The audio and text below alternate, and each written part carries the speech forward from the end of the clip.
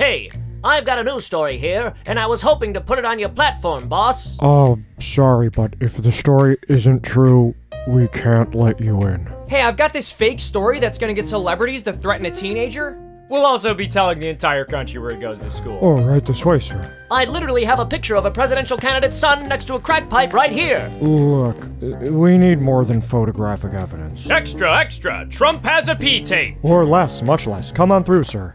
I got beat up in Chicago by 2 Trump supporters for being on Empire. Ah, well, white supremacists are usually really familiar with D-list gay rights activists from black TV shows. So, sounds about right to me. Come on in. Now that one sounded fishy to me. The President of the United States is colluding with the Russians! They've subverted our democracy! Come on in. Thank you. The Russians are watching us and they're using the President!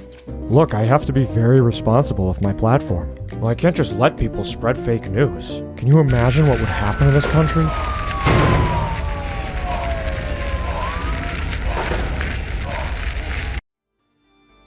Get a load of this guy.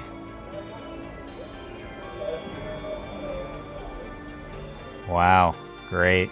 You did nothing. Any reason you posted this? Are these people just running out of ideas now? Okay, I'ma admit it. I'm just in love with these big booty bitches. What even is this?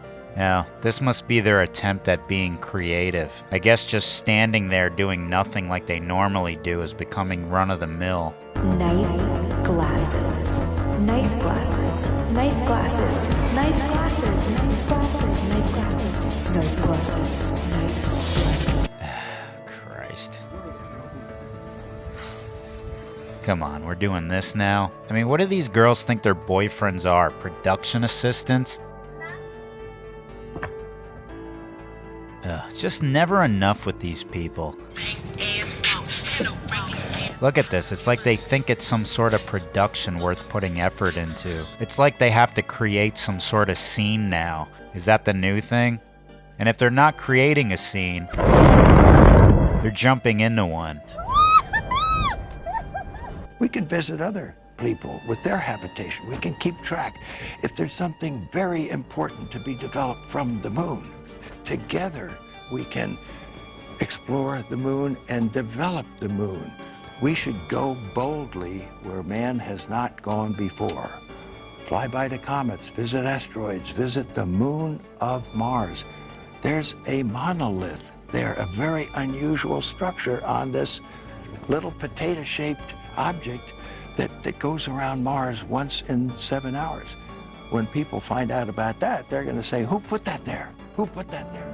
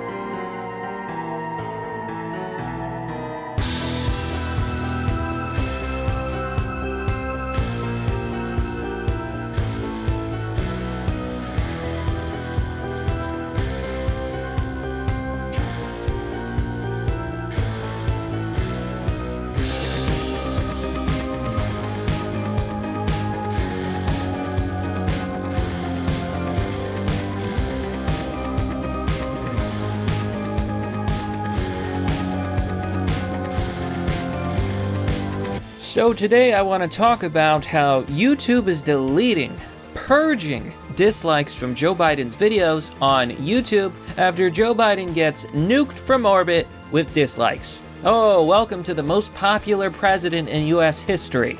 Here down below you can see YouTube deletes portion of dislikes from Biden videos. Says it's spam. Yes. So, as usual, YouTube is practicing its, I don't know what you would call it, thought policing, propaganda warfare, They're essentially deleting dislikes saying, it's spam, it's spam. You see, I love it when this happens. When somebody vastly, or like some person or some product, is vastly unpopular, kind of like the Miss Marvel movie. Do you remember that? Do you remember when Miss Marvel got ravished by by bad reviews and dislikes? People are saying, this movie sucks, this movie's terrible, and yeah, it's a terrible movie. But Rotten Tomatoes is like, oh, we're gonna get rid of all these negative ratings, all these negative reviews, because they're spam. It's not real, it's just a bunch of trolls and robots. That's what they're doing on YouTube. Mr. Rothschild, how you doing, sir? Can you tell us what went on at the Bilderberg meeting this year? Sorry? Could you tell us what went on at the Bilderberg meeting this year? I didn't get that, actually, no. The Bilderberg? You weren't there? No. Not this year. What went on last year? No, I wasn't there last year. I think that was my cousin. Your cousin was there? Yeah, I think so. Okay. Do you have a couple minutes for us, Mr. Rothschild? We have a few additional questions. I guess the question inside is, because I was saying that the Federal Reserve is one of these organizations. It's one of these organizations that a lot of people say is the source of engineering projects all across the world because it's a private bank. That was started by your family. No, it's completely untrue. I was asked that earlier.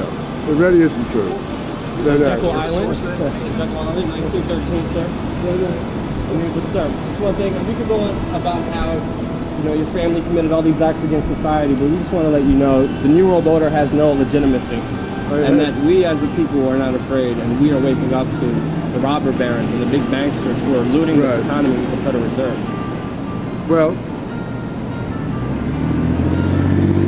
and that civil libertarians were opposed to it right after 1994, and you can ask the Attorney General this, because I got a call when he introduced the Patriot Act.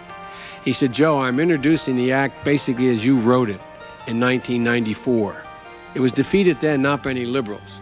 It was defeated then by the folks who worried that we'd have the Minutemen would get in trouble, by the Mr. Barrs of the world, who were worried about the right wing, not anything else. So that has nothing to do with you all, but just to set the record straight. Almost the same thing that got passed, the Patriot Act, was introduced by me in 1994, and it was the right wing that defeated it. You guys tried to help get it passed, including the wiretap changes and the rest. So wow, yes, that is the current sitting president, Joe Biden, bragging about how he wanted to take away your civil liberties and rights in the 90s, how he did it in 2001, and guess what? He's planning on doing it again with what people are calling the next Patriot Act 2.0. And we're not even talking about his crime bills that essentially created mass incarceration. Yeah, talk about the president of peace and unity. Welcome back, beautiful and amazing human beings. This is Luke Rudowski of WeAreChange.org. A lot of important news to get into today, as of course there is massive civil unrest, not just in Tacoma, Washington, but many other parts of the world, specifically in the Netherlands, where insane actions are happening right now. We're going to get into that, and a very important interview about the future of the US dollar, economic trends, and of course also gold. Literally too much to talk about, but we're going to jam pack it in right now, as of course we have a sitting president that has been in power in politics for close to over 50 years, since, of course, the person you want to bring change to Washington, D.C. is a career politician that has been creating laws for close to 50 years that created the current situation we're in, and some people think that this is literally going to change things somehow for the better. But Joe Biden, in his first days in office, doesn't just have to pass laws, doesn't just have to write them, argue for them, and pass them through the legislative process. He could just sign them into law through the executive order process, which he, of course, is taking full advantage of, and is even on pace for signing more executive orders than Donald Trump, especially within his first 3 days, as he has already signed 30 of them. Many of them, of course, dismantling many of Donald Trump's policies, other symbolic and very divisive ones, allowing trans children to participate in girls' sports, which the Wall Street Journal writes an opinion piece on about this, essentially ending it. And even though some people are celebrating these moves, while others point out that his executive orders and latest policy decisions have led to the loss of close to 52,000 jobs in the oil industry, while at the same time some people say that this ended energy independence for the United States. Canada is also very upset with the United States about this executive order decree surrounding the oil pipeline that was going to join Canada and the United States. Insulin prices are already increasing, gas prices are soaring, union jobs are being lost, and we're just only a few days into his presidency.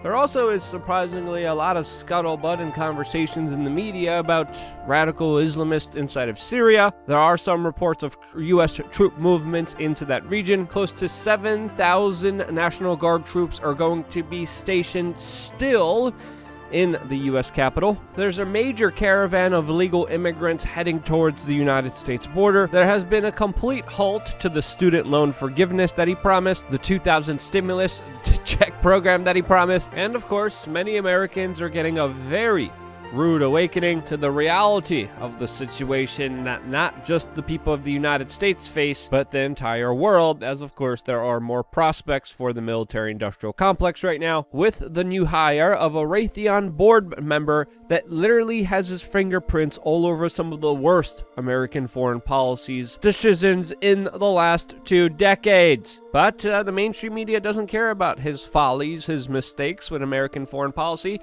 They're just obsessing over his race for some reason, rather than his merit. And as these policies ramp up, we do have to say, professionally, what did you think was going to happen? And we told you so. The working class stiffs are kind of bewildered, just like the meme that you're seeing in front of your screen right now. Especially, very interestingly, a lot of social justice warriors, and also particularly Antifa, that has been raging inside of the town of Tacoma, Washington, after a police officer Saturday night drove over protesters with his vehicle. Yes, the video is graphic. We're not going to be showing you it in this video, but police said that they were responding to reports of drag races when they were, quote, swarmed by a group of individuals. The police vehicle, of course, then moved forward, knocked some people on the ground, ran some people over, and because of that, we have massive civil unrest and the destruction of a lot of property in Tacoma, Washington, where it looks like the police officers have essentially, in many instances, backed down during these demonstrations and also during some of the destruction of people's private property. And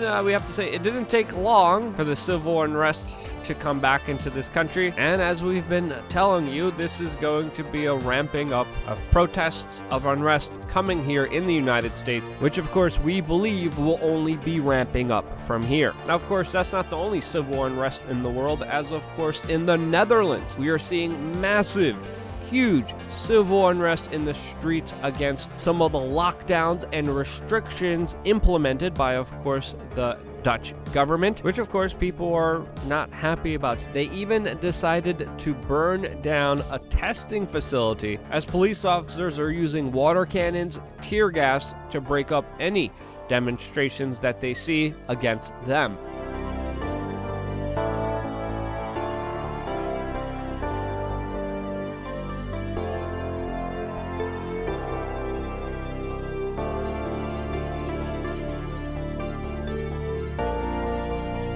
Welcome to China Uncensored. I'm Chris Chappell.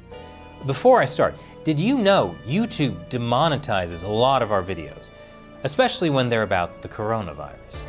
That's why we rely on direct viewer support. Go to patreon.com/China Uncensored to learn more. An update on the coronavirus situation.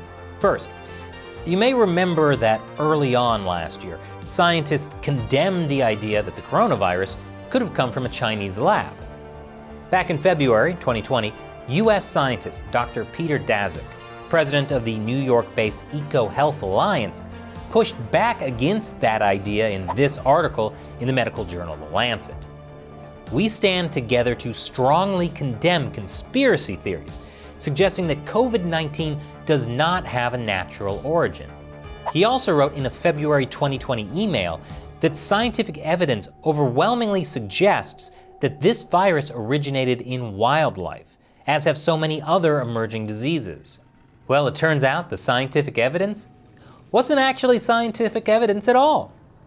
Last week, Dr. Ďažic's spokesperson told the Wall Street Journal that actually, the Lancet letter was written during a time in which Chinese scientists were receiving death threats, and the letter was intended as a showing of support for them, as they were caught between important work trying to stop an outbreak and the crush of online harassment. Okay, that's understandable that he didn't want Chinese scientists to get death threats in the early days of the pandemic, but then he wrote another article in June about why the idea of the coronavirus coming from a lab was a conspiracy theory. Dr. Ďažic's statements are under scrutiny because he's one of the World Health Organization investigators who are traveling to China to investigate the origins of the coronavirus. But other scientists have brought up some pretty big conflict of interest problems. That's because Dr. Ďažic has been a longtime collaborator of Dr. Shڙ since they worked together to trace SARS viruses to bats after the 2003 epidemic. Dr. Shڙ's work studying bat coronavirus at the Wuhan Institute of Virology has been theorized as one of the possible origins of the current pandemic. Over the past year, more and more people have been questioning, could the coronavirus have begun in a Chinese lab? Once upon a time, you could get deplatformed from social media for even suggesting that. But the State Department recently suggested that researchers at the Wuhan Institute of Virology had a coronavirus-like illness in the autumn of 2019. The US government has reason to believe that several researchers inside the Wuhan Institute of Virology became sick in autumn 2019, before the first identified case of the outbreak, with symptoms consistent with both COVID-19 and common seasonal illnesses. This raises questions about the credibility of senior researcher Shڙ public claim that there was zero infection among the Wuhan Institute of Virology's staff and students. It also says the CCP has prevented independent journalists, investigators, and global health authorities from interviewing researchers at the Wuhan Institute of Virology, including those who were ill in the fall of 2019. Any credible inquiry into the origin of the virus must include interviews with these researchers and a full accounting of their previously unreported illness. So it really is possible that the coronavirus leaked from a Chinese lab. Of course, we don't know yet, as the investigation is still ongoing. But this whole incident with Dr. Ďažic just goes to show, sometimes conspiracy theories just turn out to be investigative journalism. Thanks for watching China Uncensored. I'm Chris Chappell. See you next time. The pandemic has radically changed the world as we know it, and the actions we take today as we work to recover will define our generation. Now is the time to think what history would say about this crisis. 2020 has been challenging on a lot of levels, as economic, environmental, and societal frailties have been laid bare. But it's also proved that when we need to, we can act rapidly and restructure our lives. Recovery from the pandemic is an opportunity. We can see rays of hope in the form of a vaccine, but there is no vaccine for the planet. Nature needs a bailout. You don't want to go back to the status quo that you had before simply because it was the status quo that got us here. With everything falling apart, we can reshape the world in ways we couldn't before, ways that better address so many of the challenges we face. And that's why so many are calling for a great reset. A great reset? That sounds more like buzzword bingo masking some nefarious plan for world domination. Some nefarious plan for world domination. Hands up, this kind of slogan hasn't gone down well. But all we really want to say is that we all have an opportunity to build a better world. And it's not surprising that people who've been disenfranchised by a broken system and pushed even further by the pandemic will suspect global leaders of conspiracy. But the world's not that simple. Every one of us has differing priorities, values, and ideas. That's part of why solutions are so hard to come by, and why we all need to be involved in the decision-making. Because whether it's politicians, CEOs, academics, activists, or you, we're all about getting people together, even those you may not like, to sit down at the table and develop solutions that work for all of us. But we need enormous trust between the private sector and the public sector for this to actually work. That trust is hard to come by. it's time for people to work together, listen to each other, and build this trust so we can move towards a better world. And we really need one. Because while the pandemic affects us all, it's clear it affects some more than others. The first people who are hit are the people at the front, those who are vulnerable. It is those on the front line who take it first, and that is simply unacceptable. See, at the start of 2020, 1% of the world's population owned 44% of the wealth. And since the start of the pandemic, billionaires have increased theirs by more than 25%, whilst 150 million people fell back into extreme poverty. And with climate change set to dwarf the damage caused by the pandemic, the message from 2020 should be abundantly clear. Capitalism, as we know it, is dead. This obsession that we have had with maximizing profits for shareholders alone has led to incredible inequality and a planetary emergency.